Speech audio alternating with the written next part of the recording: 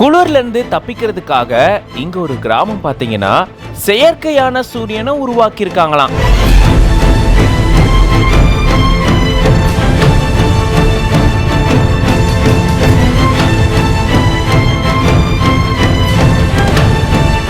கேட்கும் போதே ஆச்சரியமா இருக்குல்ல, அதே எப்படி திமிங்கலம் அப்படின்ற மாதிரி இருக்குல்ல.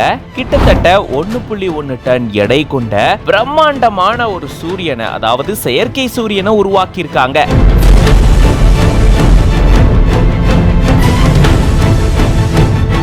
அது எப்படி சாத்தியம், ஏன் இப்படி செஞ்சாங்க, இத பண்ண முடியுமா முடியாதா, வாங்க இத பத்தி டீட்டெயிலா இந்த வீடியோல பார்க்கலாம்.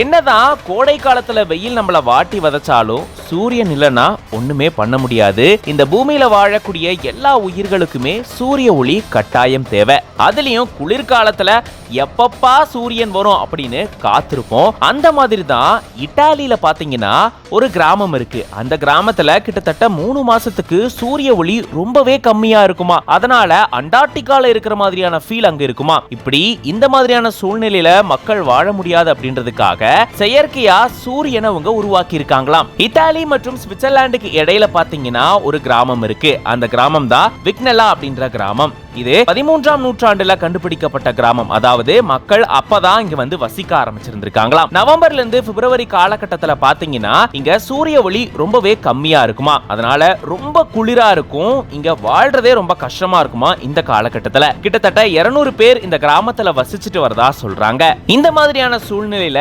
தங்களை எப்படி பாதுகாத்துக்கிறது அப்படின்னு யோசிச்ச மக்கள் பாத்தீங்கன்னா கிட்டத்தட்ட 1 கோடி ரூபாய் திரட்டி 2005ஆம் ஆண்டே அந்த ஊர்ல இருக்கக்கூடிய மலையினுடைய உயரத்துல கண்ணாடி அமைக்கும் பணியை தொடங்கி இருந்திருக்காங்க.